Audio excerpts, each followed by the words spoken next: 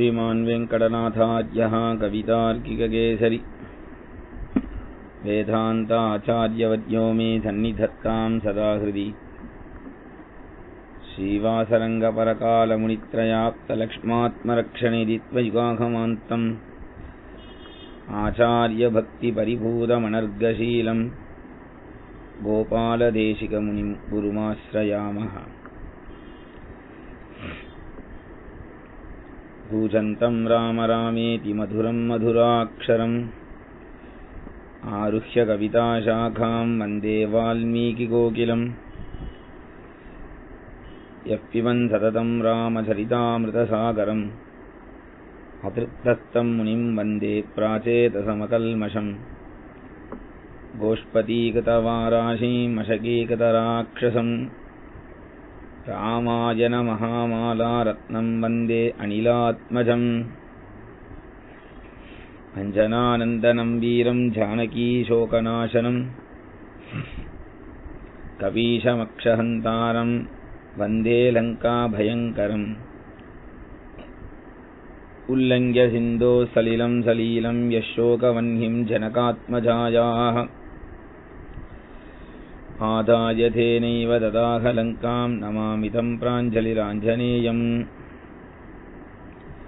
आञ्जनेयमधिपाटलाननं काञ्चनाद्रिकमनीयविग्रहम् पारिजाततरुमूलवासिनं भावयामि पवमाननन्दनं। यत्र यत्र रघुनाथकीर्तनं तत्र तत्र कृतमस्तकाञ्जलिं बाष्पवारि परिपूर्णलोचनं मारुतिं नमत राक्षसान्तकम्। मनोजवं मारुततुल्यवेगं जितेन्द्रियं बुद्धिमतां वरिष्ठं वातात्मजं वानरयूथमुख्यं श्रीरामदूतं शिरसा नमामि। वैदेही सहितं सुरद्रुमतले हैमे महामण्डपे मध्ये पुष्पकमासने मणिमये वीरासने सुस्थितम्। अग्रे वाचयति प्रभञ्जनसुते तत्त्वं मुनिभ्यः परं व्याख्यान्तं भरतादिभिः परिवृतं रामं भजे श्यामलम्। नमोऽस्तु रामाय सलक्ष्मणाय देव्यै च तस्यै जनकात्मजायै। नमोऽस्तु रुद्रेन्द्रयमानिलेभ्यः नमोऽस्तु चन्द्रार्कमरुद्गणेभ्यः। तपस्वाध्यायनिरतं तपस्वी वाक्पीताम्बरं नारदं परिभप्रच्छ वाल्मीकिः मुनिपुङ्गवम्। जानकीकान्तस्मरणं जय जय राम राम आञ्जनेय स्वामी की जय।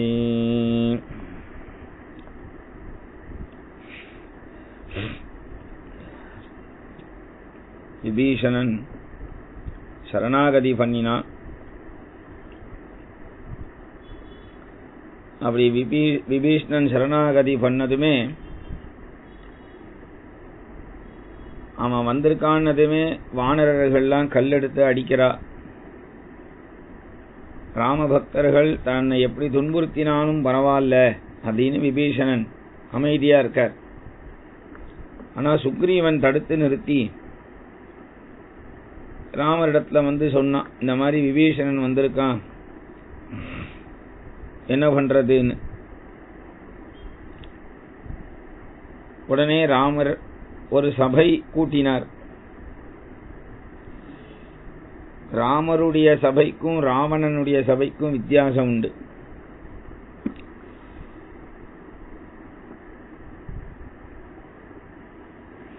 ராவணன் முதல்லயே தீர்ப்பை சொல்லிடுறான், முடிவை சொல்லிடுறான். அப்புறமா நீங்கெல்லாம் பேசுங்கிறான். ஆனா ராமர் எல்லாருடைய அபிப்பிராயத்தையும் கேட்டுட்டு அப்புறம் தன் அபிப்பிராயத்தை சொல்றார். இதான் ராமருடைய சபைக்கும் ராவணனுடைய சபைக்கும் வித்தியாசம். அப்படி வந்து நிக்கக்கூடிய விபீஷணனை சேர்த்துக்கலாமா வேண்டாமா அப்படின்னு எதையும் விசாரிக்கல அப்படிங்கிறது ஒரு பட்சம் இருக்கு ராமருக்கு. அச்சோதித குலக்கிரமம் புனரபிருஷ்ட ஜாதிக்ரியம் நயானய விசாரணா விதுரமஸ்த சங்காகணம் உபேயுஷி விபீஷணே ஜடிதி தத்தமஸ்யாபயம் மயா இதி சமுதீரிதா பகவதோ கிரப்பாந்துனஹ. அப்படி அவன் வந்ததுமே அவன் என்ன குலம், அவன் என்ன ஜாதி என்றெல்லாம் எம்பெருமான் விசாரிக்கலையாம். ஜடிதி தத்தமஸ்யாபயம் மயா, அவன் வந்து நின்றதுமே அபயம்னு கண்ணால சொல்லிட்டார். இருந்தாலும் இத்தனை வானரர்களிடத்துல கேட்கிறார். இந்த வானரர்கள்லாம் ஒவ்வொருத்தரும் ஒவ்வொரு அபிப்பிராயம் சொல்றா. ஒரு வானரர் சொல்றார், இவன் வந்து சரியான நேரத்துல வரல, சரியான காலத்துல வரல, அதனால சேர்த்துக்க கூடாது அப்படின்னு சொல்றான். ஒருத்தர் சொல்றார், ராட்சசன் சுபாவத்துல, பிறப்புல சுபாவத்துல ராட்சசன், அதனால என்ன பண்ணுவான்னு தெரியாது, சேர்த்துக்க வேண்டாம் அப்படிங்கிறா. இன்னும் சில பேர் சொல்றா, முதல்ல சேர்த்துடுவோம், 4 நாள் ஆனா இவனுடைய பௌஷ் தெரிஞ்சிடும், அப்புறம் அவனை அடிச்சு துரத்திடலாம் அப்படிங்கிறா சில பேர்.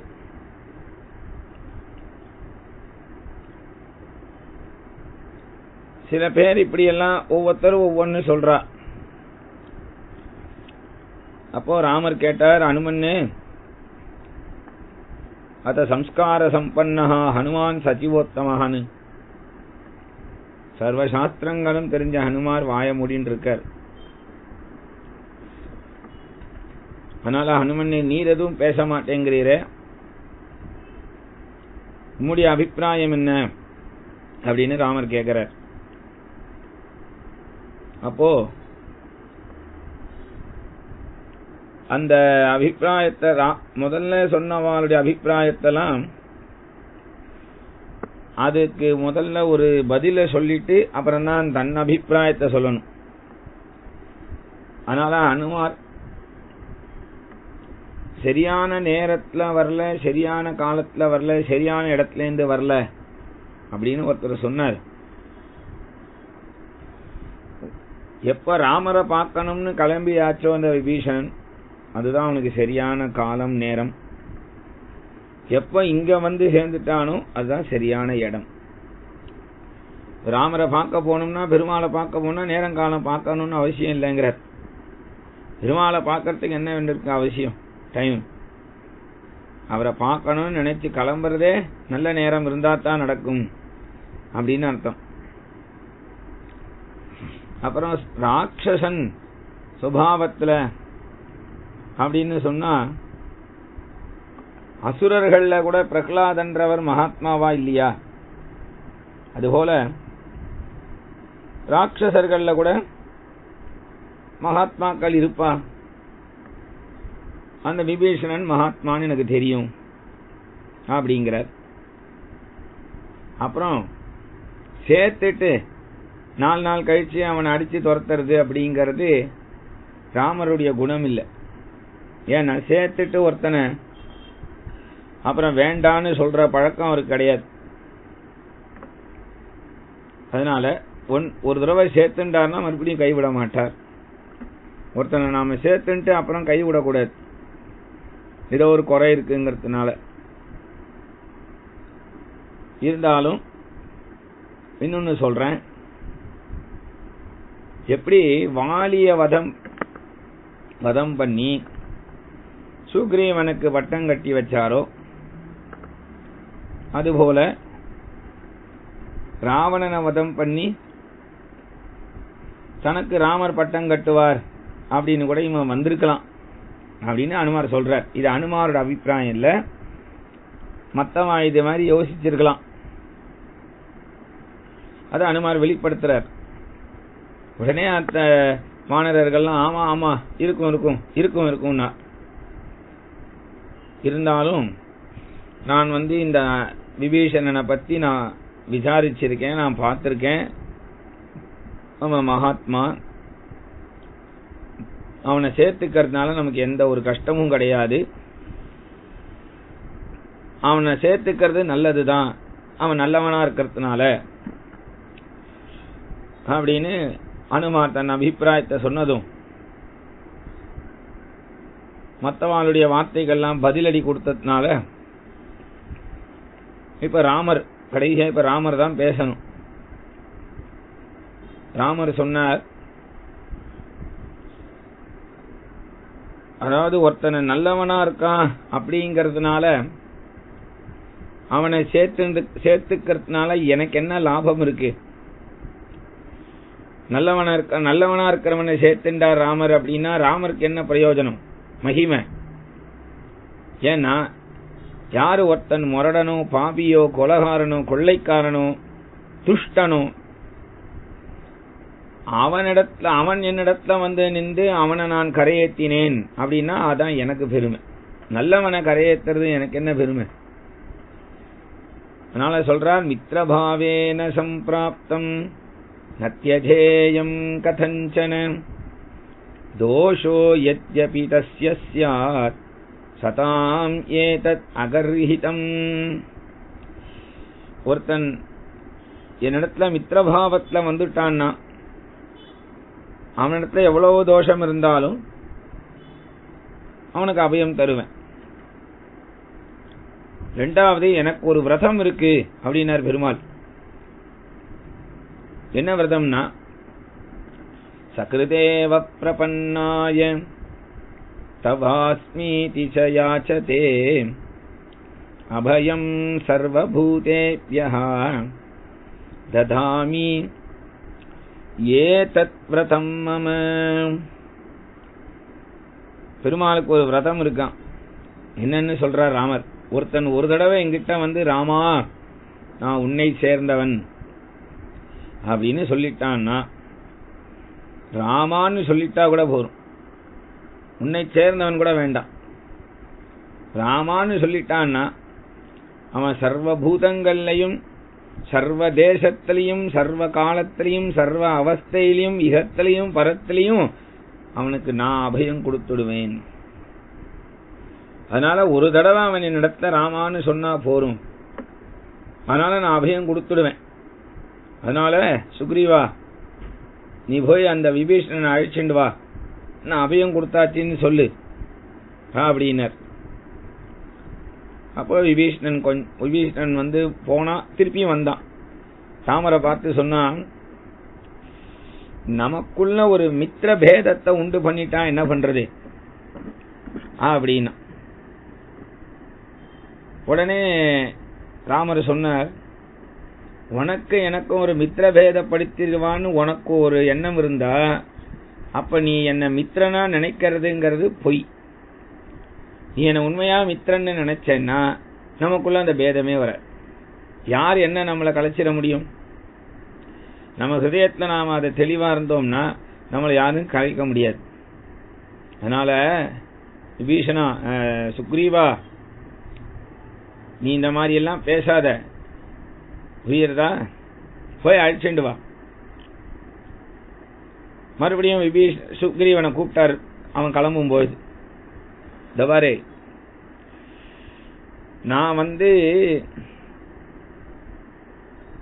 உன்னுடைய சைன்யத்தை நம்பிண்டு வந்திருக்கேன்னு நினைக்காத சுக்ரீவா, நான் உன்னை நம்பிண்டு வந்திருக்கேன்னு நினைக்காத, இல்ல நான் லக்ஷ்மணனை நம்பி வந்திருக்கேன்னு நினைக்காத. அந்த ராவணனை கிழிச்சு போடுறதுக்கு எனக்கு விரல்ல இருக்கிற நகமே போரும், வேற எனக்கு ஒண்ணு பெரிய ஆயுதமே வேண்டாம், சைன்யம் வேண்டாம், எதுவும் வேணாம். அதனால போய் அழிச்சுட்டு வா அந்த சுக்ரீவனை, அந்த விபீஷணனை. சுக்ரீவா ஒரு கால் விபீஷணோ வா சுக்ரீவா யதிவா ராவணஸ்வயம். ஒரு கால் அந்த சுக்ரீவன் பின்னாடி ராவணனே வந்திருந்தான்னு வச்சுக்கோ, என் இடத்துல அபயம் கேட்டு, மறுபடியும் நீ ஓடி வராத, மறுபடியும் ஒரு கூட்டத்தை கூப்பிட்டு அந்த கூட்டத்துல ராவணனை சேர்த்துக்கலாமா வேண்டாமா அப்படிலாம் விசாரம் வேண்டாம். நான்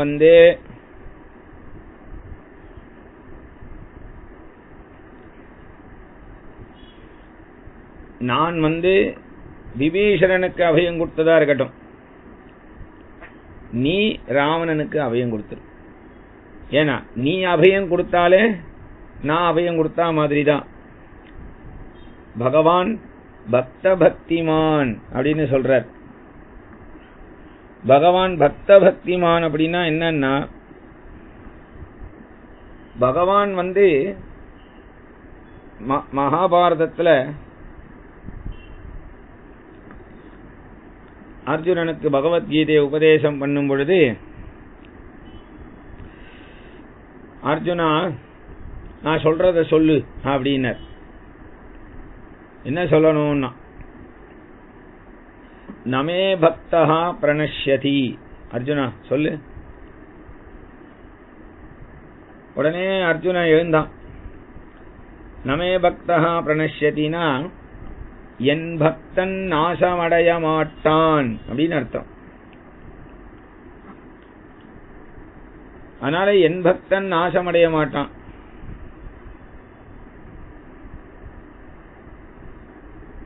உடனே அர்ஜுனன் எழுந்து என்ன சொன்னான், கிருஷ்ண பக்தன் நாசமடைய மாட்டான் அப்படின்னு கத்தினான். உடனே கிருஷ்ண, டேய் அர்ஜுனா, நான் அப்படியா சொல்லி கொடுத்தேன்? நான் சொன்னபடி சொல்லு. நான் சொன்னது என்ன? என் பக்தன் நாசமடைய மாட்டான். வார்த்தையை மாத்தாம சொல்லு. உடனே அர்ஜுனன் சொன்னா, எனக்கு ஏது பக்தன் கிருஷ்ணா, சொல்லுடா. சரி, அர்ஜுனனுக்கும் ஒரு ஆசை வந்தது, அவனுக்கு யாரோ பக்தர்கள் வருவான்னு நினைச்சுண்டு. உடனே அர்ஜுனன் பட்டுனி எழுந்தான், என் பக்தன் நாசமடைய மாட்டான் அப்படின்னு நமே பக்தா பிரணஷ்யதி அப்படின்னா. இத சத்தியம் பண்ணணும் இல்லையா? காண்டவ வனம் அப்படிங்கிற வனத்தை அக்னிக்கு இரையாக்கும் பொழுது அர்ஜுனன் ஆக்னேயாஸ்திரத்தினால அந்த வனத்தை எரிக்கிறான். கிருஷ்ணர் சக்கராயுதத்தினால வனத்தை பஸ்மமாக்குறார். அந்த வனத்தை பாதுகாக்கிறது மயன் அப்படிங்கிற ஒருத்தன். அந்த மயாசுரன் பட்டுன்னு வந்தான், எவன்டாது இந்த காட்டை அழிக்கிறது அப்படின்னு சத்தம் போட்டான். உடனே கிருஷ்ணன் என்ன பண்ணார், அந்த சக்கராயுதத்தை மயாசுரன் கழுத்துக்கு நோக்கி விட்டார். அப்ப அந்த மயாசுரன் மயன் என்ன சொல்லணும், அர்ஜுனா கிருஷ்ணா காப்பாத்து, கிருஷ்ணா காப்பாத்து, என்ன மன்னிச்சிரு, நான் இப்படிலாம் பேசியிருக்க கூடாது அப்படிலாம் சொல்ல வேண்டி இருக்க. அவன் என்ன பண்ணா, அர்ஜுனா காப்பாத்து, அர்ஜுனா காப்பாத்து, அர்ஜுனா காப்பாத்துனா. உடனே கிருஷ்ணன் அந்த சக்கரத்தை கையில வாங்கிண்டார். அப்படிதான் என்னன்னா, என் பக்தன் பக்தி பகவான் பக்த பக்திமான். பக்தனுடைய வார்த்தையை கூட பகவான் காப்பாற்றக்கூடியவன். பக்தன் யாருக்காவது வாக்கு கொடுத்தா அதையும் காப்பாற்றுவான். அந்த பக்தர்களை நம்பி இருக்கிறவனை கூட பகவான் காப்பாற்றுவான். அதான் மகிமை. அதனால இந்த இடத்துல விபீஷணோவா சுக்ரீவா யதிவா ராவணஸ்வயம் என்று விபீஷணனுக்கு நான் அபயம் கொடுத்ததா இருக்கட்டும், சுக்ரீவா நீ போய் அங்க ராவணன் இருந்தா அவனுக்கு நீ அபயம் கொடுத்துடு. அந்த அளவுக்கு ராமர் அவனை மன்னிக்க தயாரா இருக்கார். ஏன் அப்படின்னா, இந்த இடத்துல சொல்றார், 100 அபகாரம் பண்ணா கூட ராமர் பொறுத்துடுவார். ஆனா அந்த 100 அபகாரத்துல நாம நித்தியம் ஒரு உபகாரம் பெருமாளுக்கு பண்ணிட்டா பெருமாள் கைவிட மாட்டார், உயிர் உள்ள வரைக்கும் ஞாபகம் வச்சுருப்பான்னு ஆரம்பத்துல சொன்னோம். அயோத்தியா காண்டத்துல கதஞ்சித் உபகாராணம் கிருதேனைகேன துஷ்யதி ந ஸ்மரதி அபகாராணாம் சதமபி ஆத்மவத்தயா. அதனால இந்த இடத்துல பகவான் விபீஷணனை பார்த்து அவ்வளவு சந்தோஷப்பட்டாராம். நீ போய் அவனுக்கு அபயம் கொடுத்து அழிச்சுண்டு வா, நான் சொல்லிட்டேன்னு அப்படின்னதும் உடனே சுக்ரீவன் ஓடினான். சுக்ரீவன் போய் அந்த விபீஷணனை அழைச்சிண்டு வந்தான். இப்படி அழைச்சிண்டு வந்ததும் அவனை பார்த்து ரொம்ப சந்தோஷப்பட்டார். கொஞ்சம் கூட ராமருக்கு அவன் மேல சந்தேகமே வரலன்ட்டார். இருந்தாலும் சபையில் இருக்கிறவாள்லாம் நம்பணுமே, அதனால அவனிடத்திலேயே உங்க ராவணனுடைய சைன்யத்தை பத்தி முழுசா விவரிச்சு சொல்லு அப்படின்னதும் முழுசா சொன்னான். அவன் வந்ததும் வராததுமா அவனை உட்கார வச்சு சமுத்திர ஜலத்தை எடுத்து அவனுக்கு அபிஷேகம் பண்ணார் ராமர். உன்னை லங்கைக்கு நான் பட்டம் கட்டி வச்சுடுறேன், நீதான் நீ லங்கைக்கே அதிபதி, லங்காதிபதி அப்படின்னு சொல்லி பட்டம் கட்டிட்டார். ஒரு சொத்தை எழுதி வச்சுட்டார், அதை உரிமை பண்ணி தர போறார். அப்படி விபீஷணனுக்கு அவனுக்கு அபயம் கொடுத்தாச்சு, அவனை சேர்த்துட்டார். இந்த விபீஷண சரணாகதி கட்டத்தை சுவாமி ராமானுஜர் தன்னுடைய காலக்ஷேபத்தில் சொல்லிட்டு இருக்கும் பொழுது அப்போ ஒருத்தர் எழுந்துட்டார். காலக்ஷேப இடையில ஒருத்தர் எழுந்துட்டார். அவர் எழுந்துட்டதும் உடனே காலக்ஷேபத்தை நிறுத்தி சுவாமி ராமானுஜர் கேட்டார், ஏன் காலக்ஷேபம் உகந்ததா இல்லையா, உமக்கு பிடிக்கலையா அப்படின்னு. இல்ல ரொம்ப நன்னா இருந்தது. அப்புறம் என்ன, இது நம்ம சபை இல்ல, அதான் நான் கிளம்புறேன், நமக்கு இது சரிப்படாது இந்த இடம். பிள்ளை உறங்கா வில்லிதாசின்னு ஒரு மகாத்மா பட்டுன்னு எழுந்து கிளம்புறார். ஏன் உமக்கு சரிபடாது? இல்ல, விபீஷணன் உத்பபாத கதாபாணிஹி சதுர்பிஹி சகராட்சசைஹின்னு அவன் மனைவிய தியாகம் பண்ணிட்டு, ராஜ்ய சுகத்தை தியாகம் பண்ணிட்டு, சாப்பாடுலேருந்து வஸ்திரத்திலேருந்து எல்லாத்தையும் தியாகம் பண்ணிட்டு, போட்டுருக்கிற வஸ்திரத்தோட கையில ஒரு கதையோட எல்லா சௌக்கியத்தையும் தியாகம் பண்ணிட்டு ராமர் முன்னாடி வந்து நிக்கிறான். அவனையே சேர்த்துக்கலாமா வேண்டாமான்னு ஒரு பெரிய விசாரம் நடக்கிறது. நான் என் மனைவிய விடல, என் குழந்தைய விடல, என் சௌக்கியத்தெல்லாம் தியாகம் பண்ணல, எதையுமே தியாகம் பண்ணாத என்ன ராமர் சேர்த்துப்பாரா? அதனால இந்த சபை நமக்கு சரிப்படாது, நான் கிளம்புறேன் அப்படின்னார். உடனே ராமானுஜர், ஓய் உட்காரும், ஏன் உட்காரும், புரியலையேன்னு. அது ராமர் சபை, இது ராமானுஜன் சபை. என்னன்னா, நேரடியா வந்த விபீஷணனுக்குத்தான் அவ்வளவு பரீட்சை வச்சா, அவனை சேர்த்துக்கலாமா வேண்டாமா அப்படிங்கிற பரீட்சை நேரடியா அவனுக்கு. ஆனா அவன் கூட வந்த 4 பேருக்கு எந்த பரீட்சையும் இல்ல. பாத்தீரா, உத்பபாத கதாபாணிஹி சதுர்பிஹி சகராட்சசைஹின்னு அவன் கூட 4 பேர் வந்தாலே, அதுக்கு ஒரு மீட்டிங் போடலையே சேர்த்துக்கலாமா வேண்டாமான்னு. அப்படின்னா என்னன்னா, நேரடியா நாம பெருமாள்கிட்ட போனாதான் நமக்கு அந்த தகுதி இருக்காங்கிற அந்த பரீட்சைலாம் வைப்பா. ஆனா நாம ஏற்கனவே பெருமாளை அடைஞ்ச ஆச்சாரியனை பிடிச்சிட்டோம்னா நமக்கு தகுதியெல்லாம் பார்க்க மாட்டான். அதனால எனக்கு மோட்சம் இருந்தா உங்களுக்கெல்லாம் உண்டு. அதனால அந்த பரம்பரையை சொல்றார், என்னுயிர் தந்தளித்தவரை சரணம் புக்கு யானடைவே அவர் குருக்கள் நிறைவணங்கி பின்னருளால் பெரும்பூதூர் வந்த வள்ளல் பெரிய நம்பி ஆள வந்தார். அதனால பெரிய நம்பிக்கை மோட்சம் இருந்தா அடியனுக்கு உண்டு, ஆள வந்தாருக்கு மோட்சம் இருந்ததுன்னா பெரிய நம்பிக்கை உண்டு. பெரிய நம்பி ஆள வந்தார், மணக்கால் நம்பிக்கை மோட்சம் இருந்ததுன்னா ஆள வந்தாருக்கு உண்டு. உய்ய கொண்டாருக்கு மோட்சம் இருந்ததுன்னா மணக்கால் நம்பிக்கை உண்டு. சாட்சாத்து விஸ்வக்சேனருக்கே மோட்சம் இருந்ததுன்னா தான் இவாளுக்கெல்லாம் உண்டு. மகாலட்சுமி தாயாருக்கே மோட்சம் இருந்ததுன்னா தான் விஸ்வக்சேனருக்கு மோட்சம் உண்டு. பெருமாளுக்கே மோட்சம் இருந்தா தான் தாயாருக்கே உண்டு. அதனால நாம இந்த பரம்பரையில வந்துட்டோம்னா, இந்த ஆச்சாரிய பரம்பரையில வந்துட்டா நாம கவலையே பட வேண்டாம். அதனாலதான் சொன்னேன் இது ராமானுஜன் சபை என்று. அப்ப இப்பேற்பட்ட அந்த விபீஷண சரணாகதி இவ்வளவு சுவாரஸ்யமா இருந்துதான் அந்த காலக்ஷேபத்துல. விபீஷணனை சேர்த்துண்டாச்சு. விபீஷணனை சேர்த்துண்டதுக்கு அப்புறமா அங்க சமுத்திரத்தை தாண்டறதுக்கு லங்கைக்கு போகணும். தாண்டிதான் எப்படி தாண்டணும், ராமர் ஒரு ஆலோசனை கூட்டம் போடுறார். எப்படி தாண்டதுன்னு ஒரு ஆலோசனை கூட்டம் போடும் பொழுது விபீஷணன் பட்டுன்னு சொல்றான், சமுத்திரம் ராகவோ ராஜா சரணம் கந்துமர்ஹதி. ஸ்ரீ ராஜாராமன் சமுத்திரராஜனை சரணாகதி பண்ணட்டுமே அப்படின்னா. ராஜாராமன் ஸ்ரீராமர் சமுத்திரராஜனை சரணாகதி பண்ணணும்.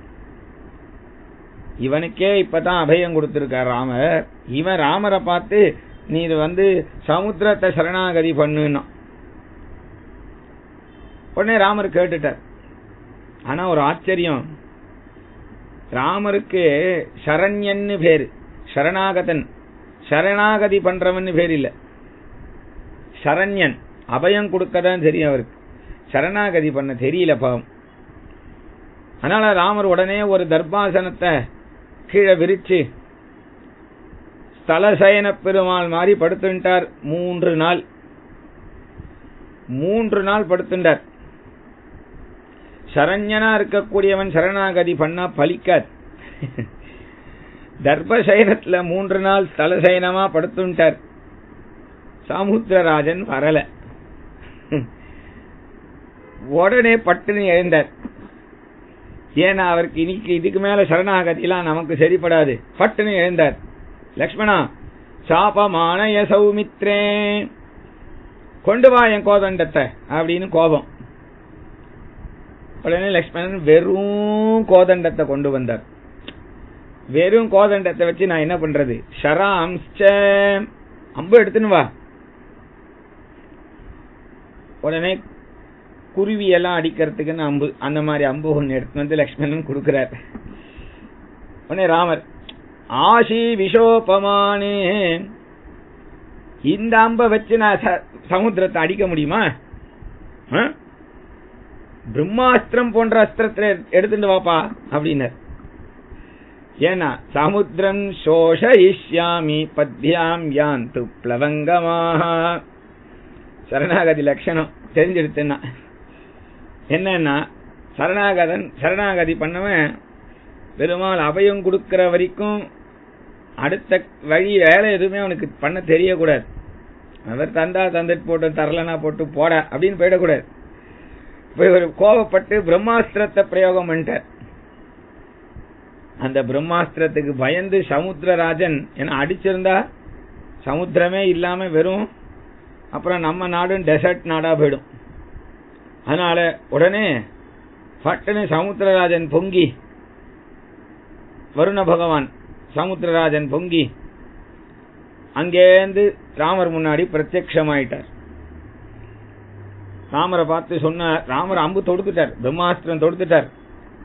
சமுத்திரராஜன் பயந்து போய் பதறி அடிச்சுண்டு ராமர் முன்னாடி சொன்னா, நீர் எப்போ மனுஷனா நடிக்கிறீர், நீர் எப்போ தெய்வமா பண்றீர், எனக்கு ஒண்ணுமே தெரிய மாட்டேங்கிறது ராமா. நீ இப்ப தெய்வமா பண்ணியா மனுஷனா பண்ணியா? நீ திடீர்னு தர்பசயனத்துல அப்படி படுத்துட்டா, அப்ப மனுஷனா இருக்கியா தெய்வமா இருக்கியா? நான் வரணுமா கூடாதா? எனக்கு ஒண்ணுமே தெரியலையே ராமா, நீ சொல்லிருக்க கூடாதா? சொல்லியிருந்தா நான் வந்திருப்பேன். ஏய் வாடான்னு கூப்பிட்டா வந்திருக்க போறேன். நீ இந்த மாதிரி பண்ணதுனால நான் ரொம்ப குழம்பி போயிட்டேன்.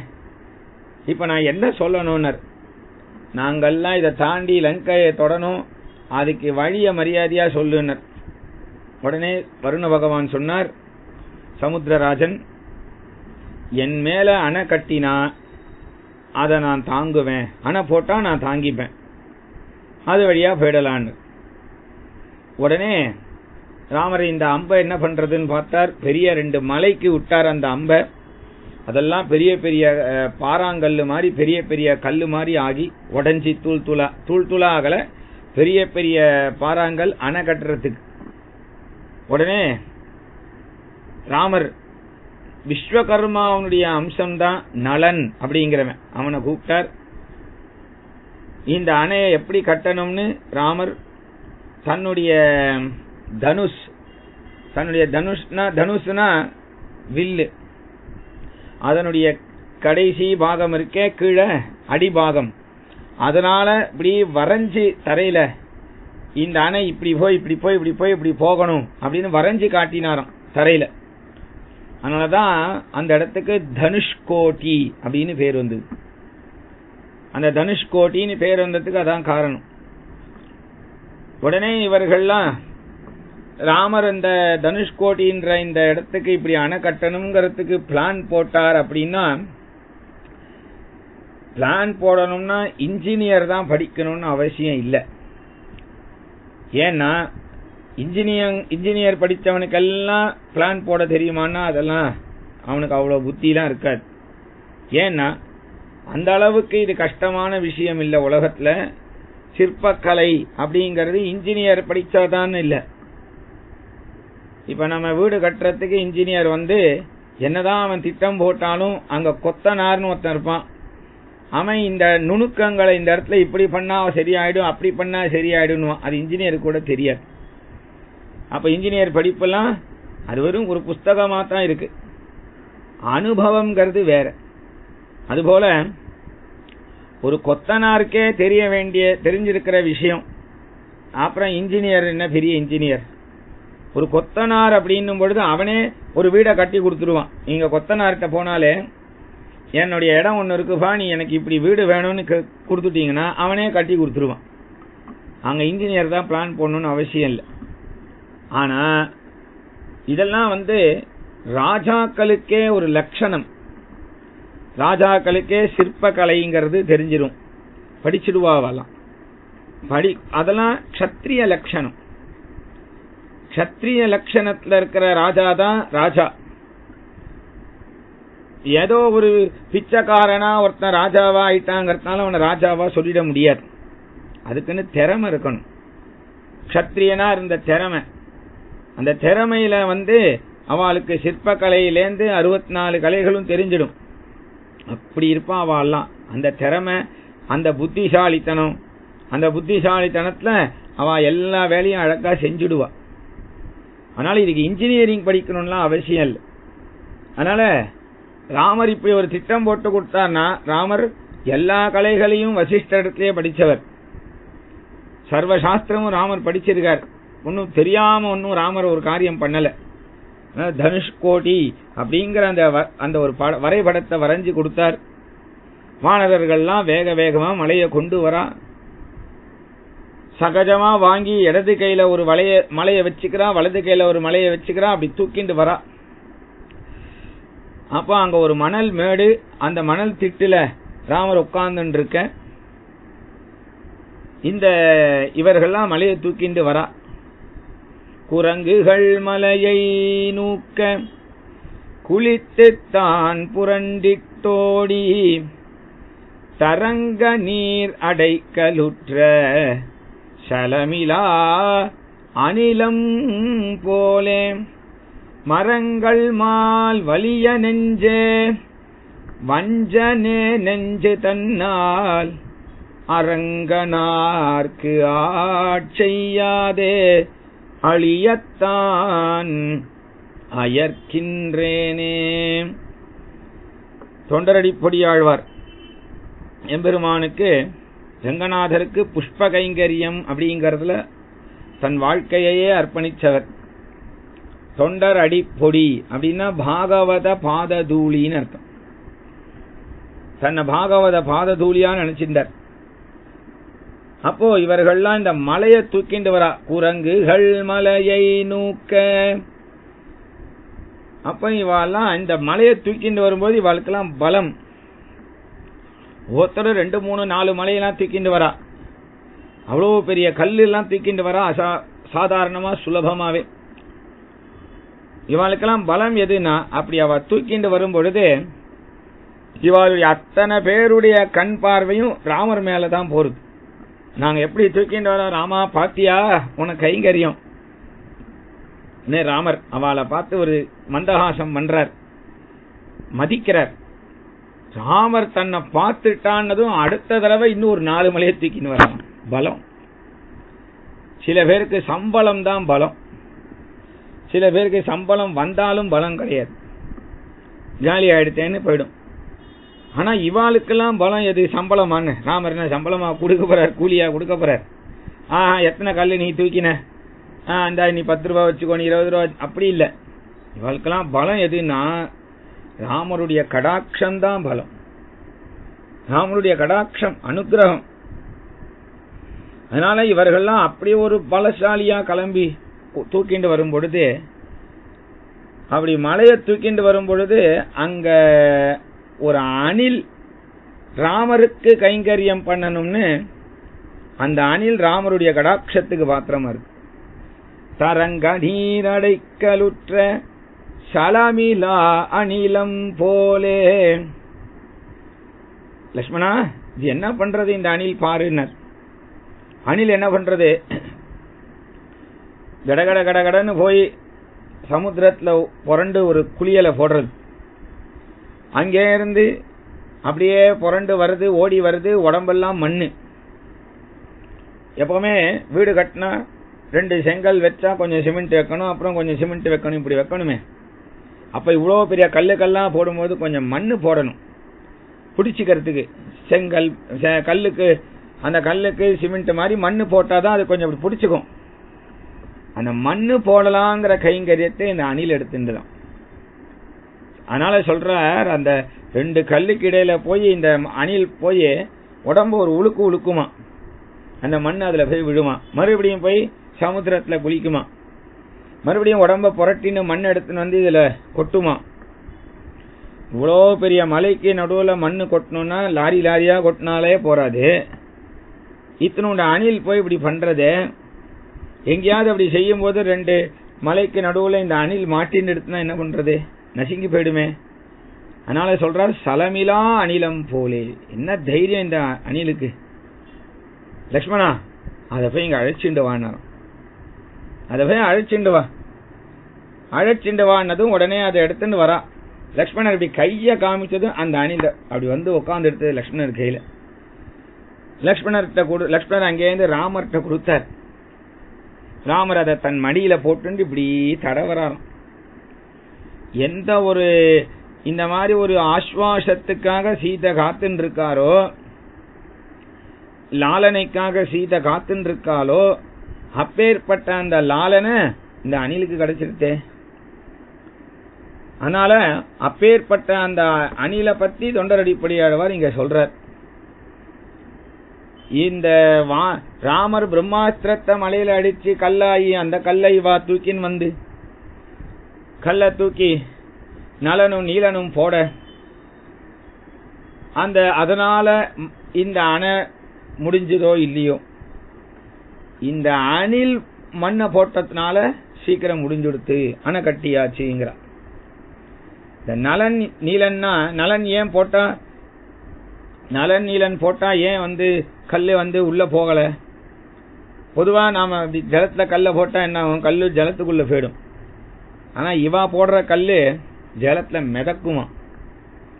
காரணம் என்னன்னா, இந்த நலன் நீலன் 2 பேரும் சின்ன வயசுல இப்படி கல்லை தூக்கி குளத்துல போட்டுட்டே இருப்பான். முனிவர்கள் உள்ள தபசு பண்ண அவ மேல போய் பட்டு அவெல்லாம் கோபப்பட்டு சொன்னா, நீ போடுற கல்லு ஜலத்துக்குள்ளேயே போக கூடாது, மிதக்கணும்னு சாபம் கொடுத்தாலும் அது எப்படி இங்க உபயோகப்படுறது பாருங்க. அதனால அவ கட்டினா, ராமர் சொல்லி அவ இப்படி இப்படி கல்லை வச்சு அந்த அணைய கட்டி அதுலேருந்து அக்கறைக்கு போறா.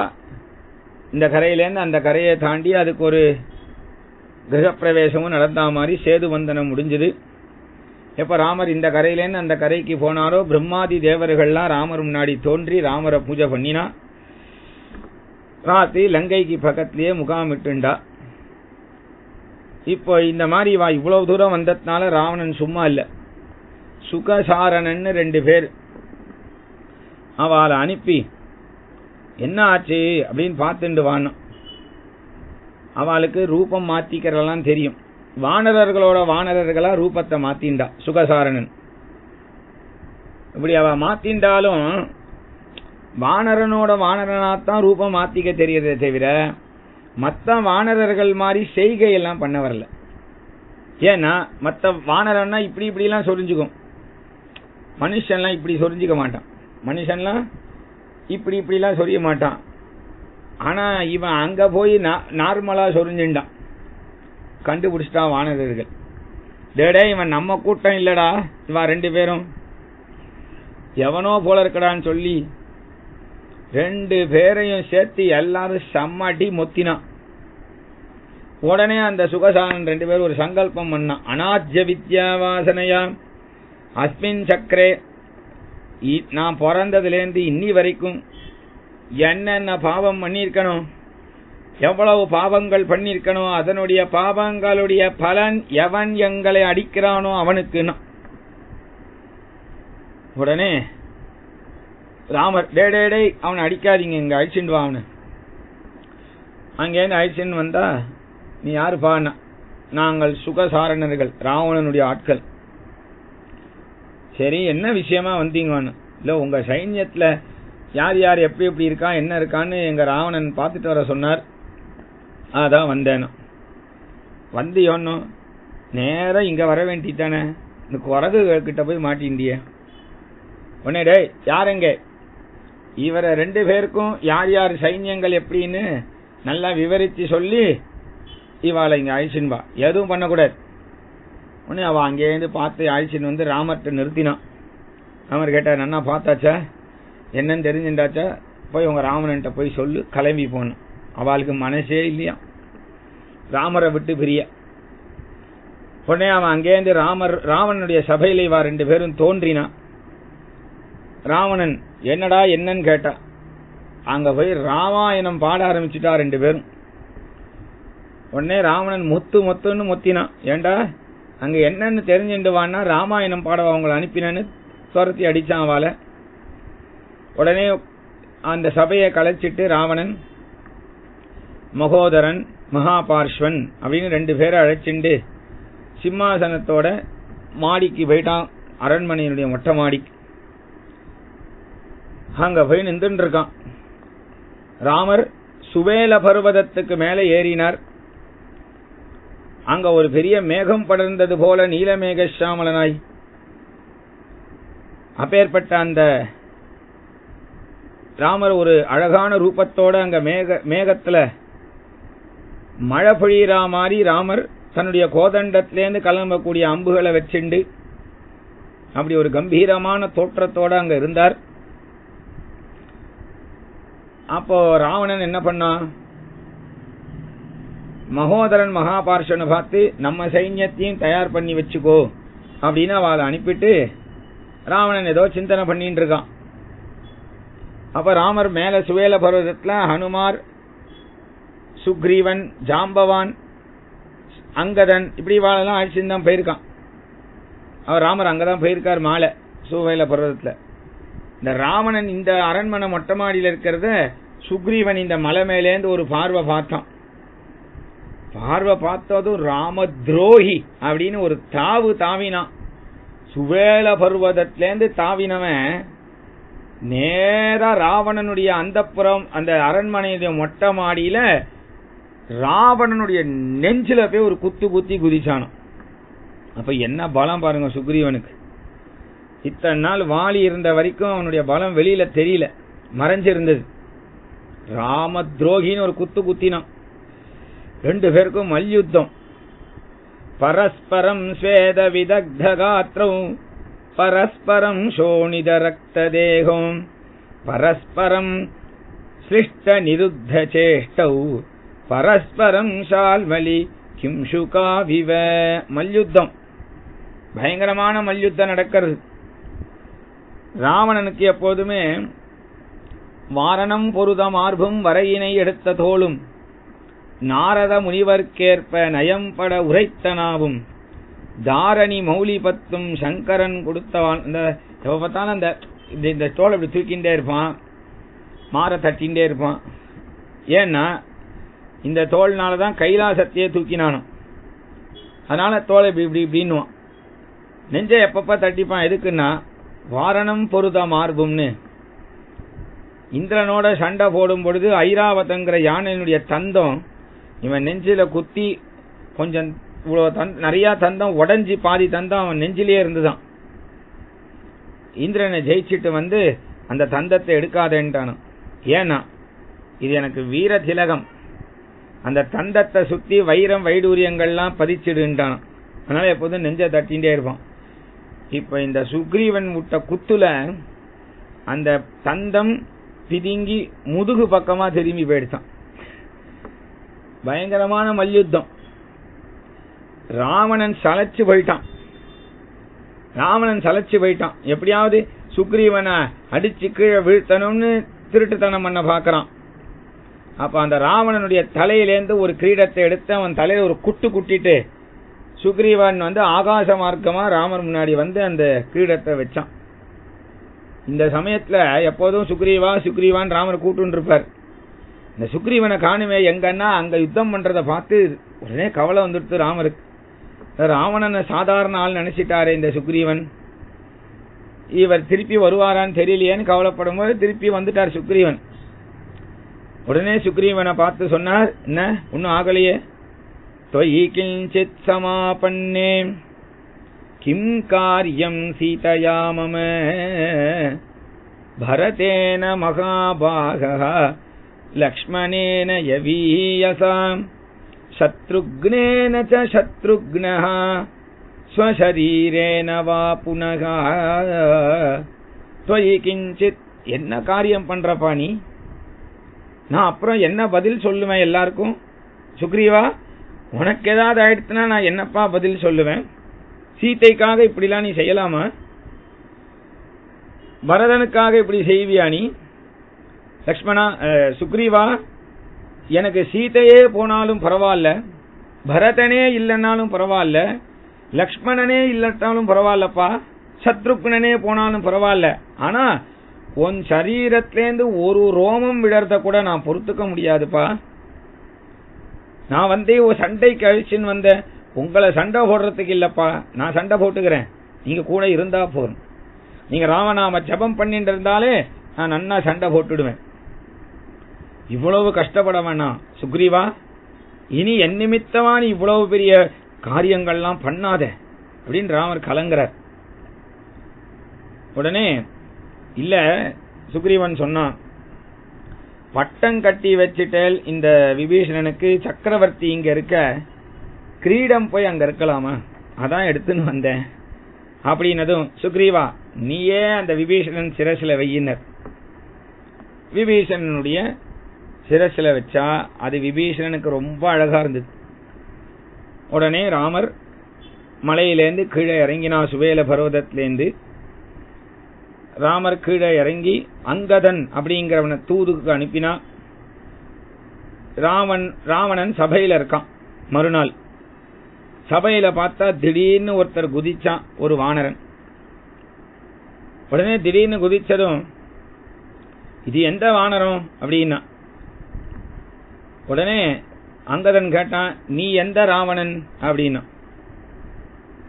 எந்த ராவணனா? ஏன் உனக்கு ராவணனை தெரியுமா? நன்னா தெரியுமே. எப்படி தெரியும்? எங்க அப்பா பார்க்க வருவீரே, யாருப்பா உங்க அப்பா? சொல்றேன். இந்த ராவணனை அங்கதன் ஏற்கனவே தெரிஞ்சுட்டு இருக்கான். எப்படின்னா, இந்திரன் செம்மல் பந்தோர் ராவணன் என்பான் தன்னை சுந்தரத் தோள்களோடு வாலிடை தூங்கச் சுற்றி சிந்துரக் கிரிகள் தாவி சென்றனன் தேவருண்ண மந்திரப் பொறுப்பாகான் வேலை கலக்கினான் மைந்த நின்றான். நீ எந்த ராவணன்? நீ எந்த ராவணன்? வாலிய தெரியுமா உமக்குன்னா? தெரியுமே, அந்த வாலியுடைய பையன்தான். ஏன் அப்படின்னா என்னன்னா, அதாவது வாலியினுடைய பலத்துக்கு எல்லாரும் தோத்து போறாங்கிறத ராவணன் கேள்விப்பட்டான். ஆனா அந்த வாலியை எப்படியாவது ஜெயிக்கணும்னு ஒரு சமயம் கிஷ்கிந்த சமீபம் வந்தான். வாலி மேற்கு முகமா நின்றுண்டு ஜபம் பண்ணிட்டு இருக்கான். சாயங்காலம் சந்தியாவந்தனம் அறிக்கையம் விட்டுண்டு அப்படி ஜபம் உட்காந்து பண்ணும் பொழுது இந்த ராவணன் என்ன பண்ணா, இப்ப உட்கார்ந்துருக்கான் இந்த ராவணன், வாலி அப்படியே பின்னாடி தள்ளி விட்டணும்னு பின்னாடி இப்படி கைய முன்னாடி கொண்டு வந்தான். 2 கை இடுக்கல. உடனே வாலி என்ன பண்ணா, அவனுடைய 2 கையும் 10 கை 20 கை இல்லையா, 20 கைய அப்படி ஒரு அமுத்தினான் இடுக்கல. அந்த 20 கையோட 10 தலையோட மூச்சே விட முடியல ராவணனால. என்னைக்கும் சீக்கிரம் முடிச்சிருவான் போல இருக்கு ஜபம், இன்னைக்கு ரொம்ப நேரம் பண்றான். ஜபத்தை முடிச்சு எழுந்தா வாலி என்ன பண்ணா, அந்த வால்ல ஒரு மணி கட்டினா எப்படி இருக்கும், அந்த மணி மாதிரி இந்த ராவணனை சுத்தின்ட்டான். சுத்திண்டு இந்த மலையிலேருந்து ஒரு மலை, அந்த மலையிலேருந்து இன்னொரு மலை, மலைக்கு மலை தாவி இந்த ராவணனை வாளால போட்டு அடின்னு அடிக்கிறான். மலையில கல்லுல 10 தலையில ஒரு தலையாவது இருக்குமோன்னு தெரியல, அப்படி பயப்படுறான் ராவணன். துவண்டு போயிட்டான். அப்புறம் அங்கேருந்து இந்த இப்ப வந்திருக்கானே அங்கதன், அவன் குழந்தையான், தொட்டில இருக்கான். வாலி குழந்தைய பார்க்க வரான். அங்கதா குழந்தை, உனக்கு பம்பரம் வேணுமா? அப்பா பம்பரம் வாங்கின்னு வந்திருக்கேன், பம்பரம் பாக்குறியா அப்படின்னு இந்த வால்ல சுருட்டி வச்சிருக்கானே ராவணனை. இந்த பம்பரத்துக்கு கயிறு கட்டுவா அப்படி சுத்தி சுத்தி, அதை அப்படி விடுற வியாஜத்துலதான் அந்த குர்ன்னு சுத்தும். அந்த மாதிரி வாலி வாளால ராவணனை சுத்தி வச்சிருக்கான். அந்த வாலி இப்ப அந்த வால் அப்படி சர்ன்னு பம்பரம் மாறி விட்டதும் 10 தலை 20 கையோட குர்ன்னு சுத்தி ராவணன் விழுந்தானோ. அந்த பம்பர ராவணனா நீங்க ரொம்ப வெக்கமா போயிடுச்சு அவனுக்கு, ராவணனுக்கு. இருந்தாலும் அதை சமாளிச்சுட்டு, நீ வாலி பையனாடா, அடடே பாத்தியா உங்க அப்பனை எப்படி வதம் பண்ணிட்டான் உங்க சித்தப்பன் ராமரோட சேர்ந்து, நீ என்னோட சேர்ந்து நாம 2 பேருமா சேர்ந்து அந்த ராமரையும் சுக்ரீவனையும் வதம் பண்ணி உனக்கு நான் கிஷ்கிந்த பட்டம் தானே, இப்படிலாம் அரசியல் பேசினான். உடனே இவன் சொன்னா, ராவணா உன்னுடைய பேச்செல்லாம் இங்க செல்லுபடி ஆகாது. ஏன்னா எங்க அப்பா இறந்து போனப்ப என்னை யாரிடத்துல ஒப்படைச்சா தெரியுமா? ராமரிடத்துலதான். ஆனால உயிரே போனாலும் உனக்கெல்லாம் நான் வரமாட்டேன், தெரிஞ்சுக்கோ, ஜாக்கிரதை அப்படின்னு சொன்னதும் உடனே ரொம்ப கோபம் வந்துடுச்சு இவனுக்கு. யார் இங்க இந்த வானரனை வதம் பண்ணுன்னு. உடனே ராவணன் கோபம் வந்ததும், நீ சாதாரண பையன் நினைச்சேன், ஆனா பேசுறதெல்லாம் பயங்கரமா இருக்கு, இனி உன்னை வதம் பண்ண போறேன்னா ஒரு 4 மல்லர்கள் வந்தா. இவனை கை காலெல்லாம் கட்டி இவனை தூக்கி போடுங்கன்னு சொல்லும் பொழுது அந்த இவன் காலுக்கிட்ட பிடிக்க வரா, வாலியுடைய பையன் இல்லையா, அதே மாதிரி 4 பேரை இப்படி இடுக்கல பிடிச்சுட்டான்.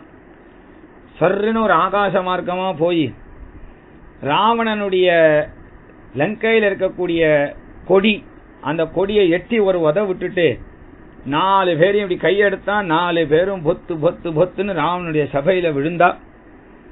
உடனே அங்கதன் பறந்து ராமர்கிட்ட விழுந்து குதிச்சு, நீங்க சமாதானம் சமாதானம்னு போயிட்டு இருந்தா இந்த ராவணன் திருந்த மாட்டான், இதை சரி பண்ணணும்னா யுத்தம் ஆரம்பிக்கிறது தான் ஒரு வழி என்று சொல்லி, அப்பேற்பட்ட அங்கதன் ராமரிடத்துல இதை தெரிவிச்சான் என்கின்ற இந்த யுத்தம் ஆரம்பிக்கக்கூடிய கட்டம். இதோட இப்ப நாம் உபன்யாசத்தை நிறுத்திக்கலாம். மறுபடியும் நாளைக்கு நாம உபன்யாசம், நாளைக்கு நாம யுத்த காண்டத்தை கேட்கலாம். நாளைக்கு யுத்த காண்டமும் பட்டாபிஷேகமும் நாளை உபன்யாசத்துல நாம சிரவணம் பண்ணலாம். ஜானகி காந்த ஸ்மரணம். ஜெய் ஜெய் ராம ராம.